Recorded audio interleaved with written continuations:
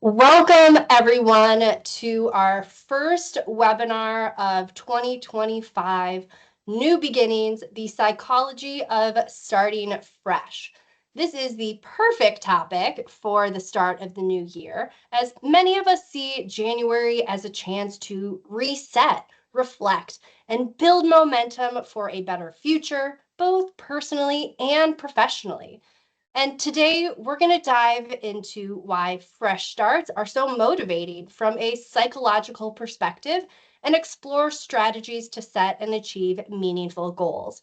So, whether you're focused on your health, career, relationships, or something else, this session is going to provide practical tips to turn your aspirations into actionable plans. So, grab a notebook, clear your mind, and let's get started. Before we dig into strategies, let's set the stage with some numbers. Resolutions are common at this time of year, especially for health goals. And of those that make resolutions, research shows that 79% of people say that's their focus.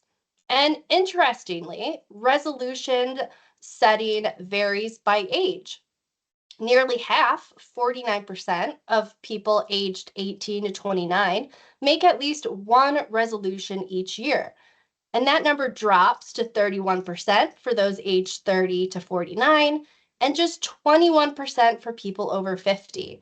And this shows that the desire to set goals often changes over time and is influenced by our life stage or changing priorities. But here's the catch. 12% of people who don't make resolutions admit it's because they've broken them too easily in the past. So today we'll address why resolutions often fail and how we can avoid the same pitfalls. And this brings us to a concept in behavioral science called the fresh start effect. This idea was introduced by researchers in 2014 and is based on how certain moments in time feel like a natural opportunity for change. And these are called temporal landmarks.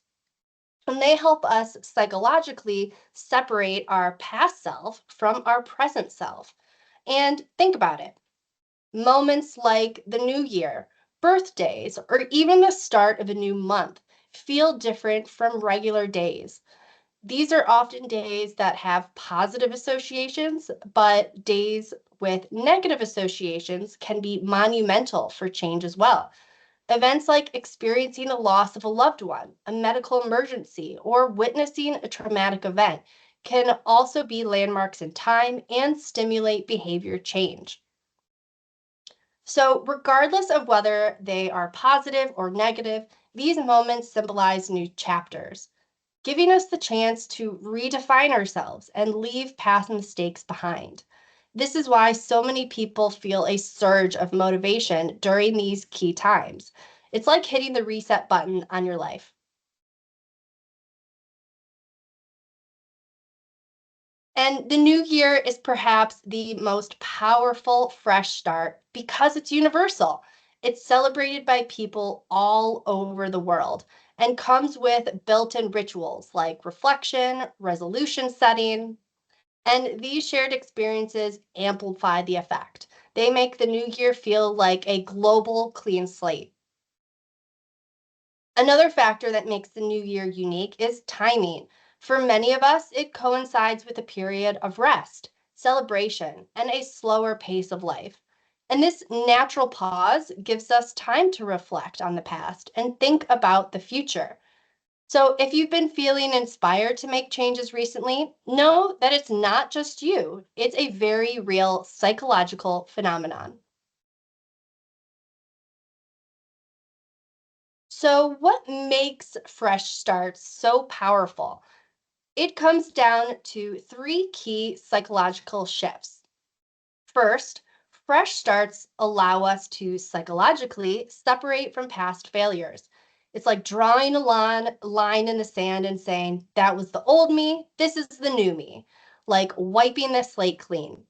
And this mental reset gives us a fresh perspective and helps us let go of guilt or regret. Second, we tend to focus more on long-term goals rather than short-term goals during fresh starts. And this is because they encourage us to think big picture and imagine a better future. And third, fresh starts increase our commitment to self-improvement. When we feel like we're starting a new chapter, we're more motivated to make it a good one. These shifts create a perfect storm for action and growth. So now let's talk, now that we understand the psychology behind fresh starts, let's talk about how to make the most of them. Now, there are 6 strategies we're going to cover today: setting SMART goals, breaking goals into micro landmarks, using visualization techniques, building accountability, celebrating small wins, and boosting self-confidence. Each of these strategies address a different aspect of goal setting and habit formation.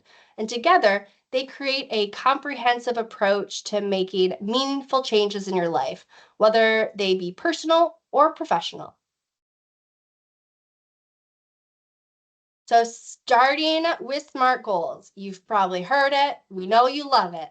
This framework is a game changer because it helps you focus on what you can realistically achieve, and it helps you build an action plan for doing so. SMART stands for specific, measurable, achievable, relevant, and time-bound. So when you're thinking about this, about the specifics, think about what you are specifically trying to accomplish. What exactly will you do to get there? If your goal is to lose weight, how much? If your goal is to be more fit, what does that look like for you? Being able to run a 5K or a marathon? Be specific. Next is measurable. How will you measure your progress? In miles, pounds, dollars, number of workouts? And how will you know when you're done? After a successful 5K, or maybe after a month of healthy blood pressure readings? Is it achievable? Is your goal realistic? Do you have the skills, the resources, and tools necessary to accomplish your goal? And if you don't, what will you do to get them? And this one is important, this next one. Is it relevant? Why does this goal matter to you? Do you actually care about running a Tough Mudder, or is it just because your friend is doing it? And how does your goal align with your values? And lastly, time bound. When will you accomplish your goal? What's the timeline? And by answering these questions and structuring your goal, it becomes more of an action plan. For example, instead of saying, I want to save money, a SMART goal would be, I will save $50 each week by getting takeout once instead of 3 times.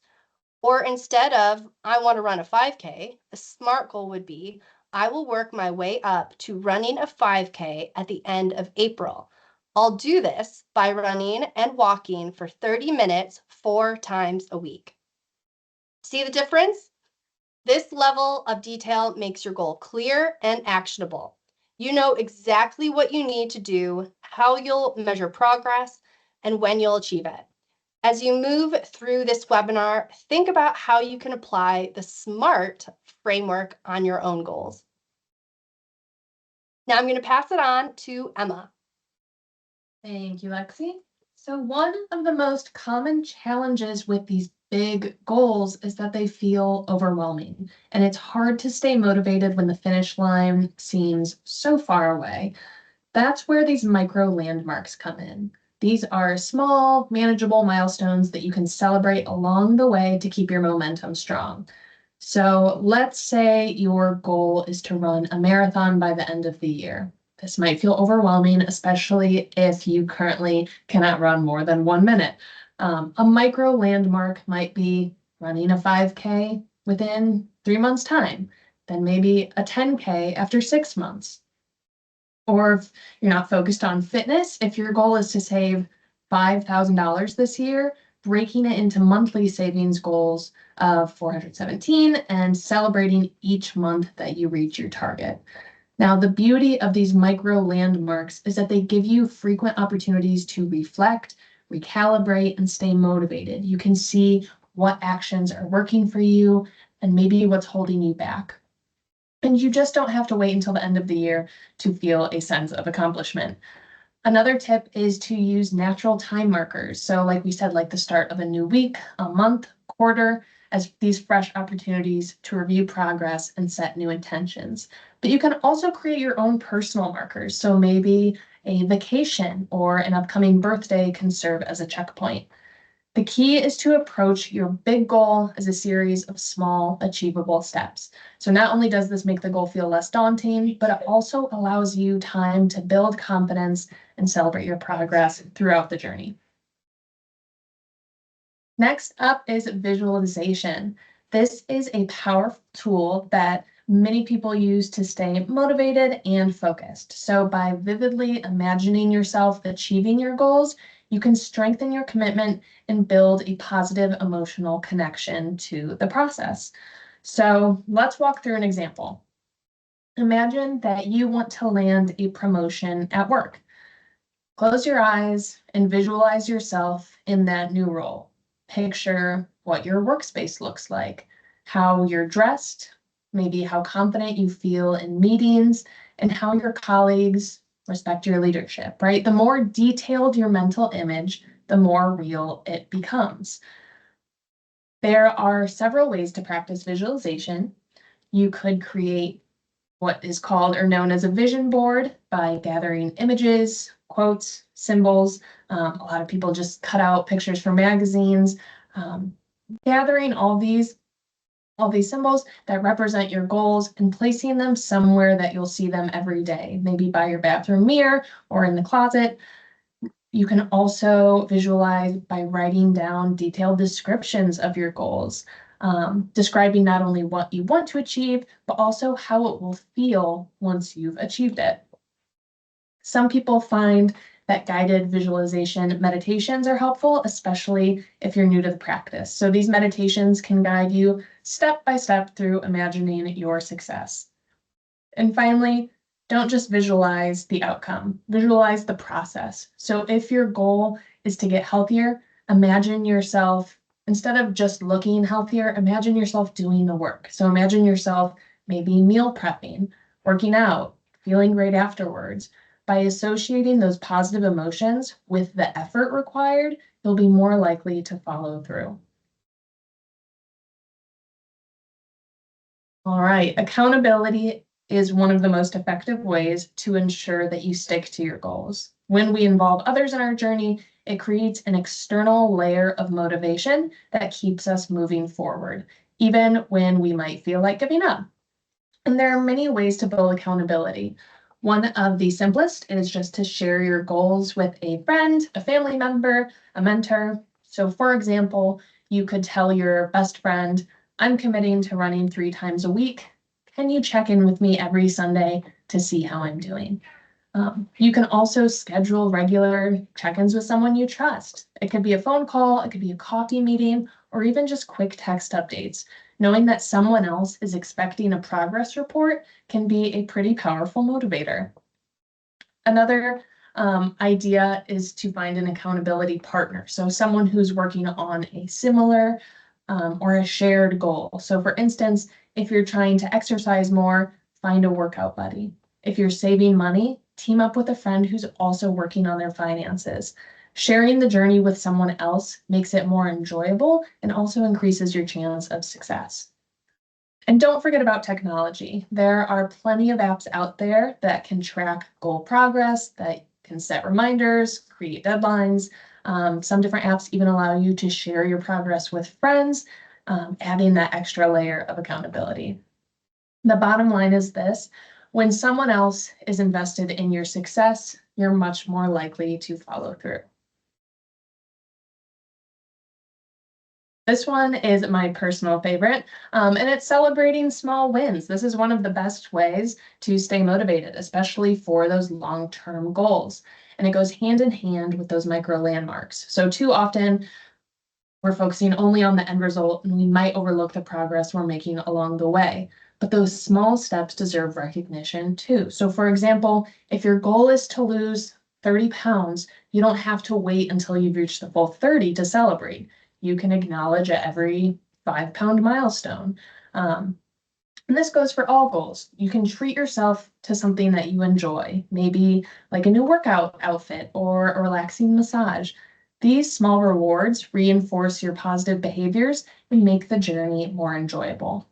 Documenting your wins is also another great way to celebrate.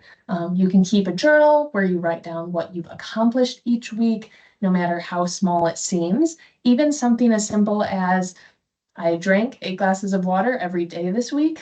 That is worth acknowledging. Over time, these entries can remind you of how far you come and also just how much effort you've put in to reach your goals. Sharing your progress with others is also a form of celebration, so don't be afraid to brag a little. You can post on social media, you could tell a friend, share it with an accountability partner. That positive reinforcement from others can help boost your confidence and also motivate you to keep going. And remember, every small win is a step closer to your ultimate goal. So by celebrating along the way, you're not only making the process more rewarding, but also building the momentum you need to reach the finish line. Now, reaching goals can be kind of hard if you are not feeling super confident in yourself. We know that self-confidence, this is the belief that you can achieve what you set out to do, and it is a pretty crucial ingredient for success because without it, it's easy to give up before you've even started. The first step in building confidence is to shift your focus inward. So trying not to dwell on the opinions of others or compare yourself to others. Social media in particular can make this challenging. So if you find yourself feeling inadequate after scrolling, like you're not working out hard enough, like you're not saving enough money, if you're not living the lives of other people, consider maybe taking a break from social media or curating your feed to include more uplifting content. Another key to confidence is embracing self-doubt. So it's normal to question yourself, especially when you're trying something new. Trying something new can be really scary. But instead of letting that doubt stop you, acknowledge it and move forward anyway, because each time that you overcome a challenge, your confidence will grow. Small successes also build confidence over time. So setting those achievable goals and celebrating them when you reach them, these wins serve as proof that you're capable, which reinforces your belief in yourself. Finally, surround yourself with positivity. So seek out people in your life who uplift and encourage you and remind yourself of your strengths. By focusing on what you can do and not on what others think, you'll create a foundation of confidence that propels you toward your goals. And then finally, let's talk about the importance of giving yourself grace. So change is never a straight path. It is full of twists and turns and setbacks. And what matters is not whether you stumble, but how you respond when you do. Now, self-compassion is key. So when things don't go as planned, resist the urge to be overly critical of yourself. Instead, ask, what can I learn from this? And view setbacks as opportunities for growth rather than failures. Self-care is another critical component of giving yourself grace. This includes things like eating well, staying active, getting enough sleep, and seeking social support. So taking care of your physical, your mental, your spiritual health, right? These are all essential for maintaining your well-being. And when you take care of yourself, you're better equipped to handle the challenges that you might face. And then remember that relapse is a normal part of behavior change. If you miss a workout, if you overspend, or if you fall back into an old habit, don't throw in the towel. Instead, acknowledge what happened, forgive yourself, and recommit to your goals. Additionally, practicing mindfulness and positive self-talk, so just reminding yourself of your strengths, reminding yourself of the progress you've already made. No one is perfect, and embracing your imperfections is part of the journey. Giving yourself grace means being kind, patient, and understanding with yourself as you work towards your goals. It is the best gift you can give yourself on the path to growth and success. And we will start to wrap up with a quick reflection question. What is one action you will take to support your fresh start?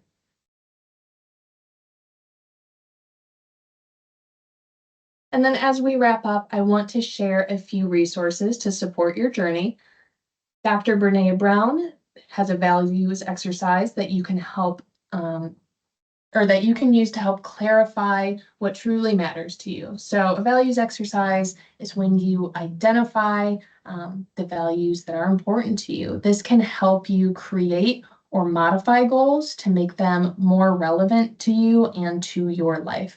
Because the more relevant a goal is to your values, the more likely you are to achieve it. Next is some free self-compassion exercises from Dr. Kristen Neff. These are moments when you feel like you need a boost. Maybe you've been having some negative self-talk, really doubting yourself. These are some great exercises to, again, practice self-compassion. And then lastly, the Habit Tracker app. There are a few different habit tracker apps or goal apps, but you can find what works best for you. These tools are all about making the process of change just a little easier and a little more effective. And we thank you so much for joining today's webinar. I hope you are leaving with practical tools and a renewed sense of motivation for the upcoming year. Don't forget to mark your calendars for our next webinar on February 26th, where we'll explore the actually very fascinating connection between gut health and overall well-being. So you can register by scanning the QR code on the slide. And we wish you all the best as you embark on your new beginnings this year. Have a great day.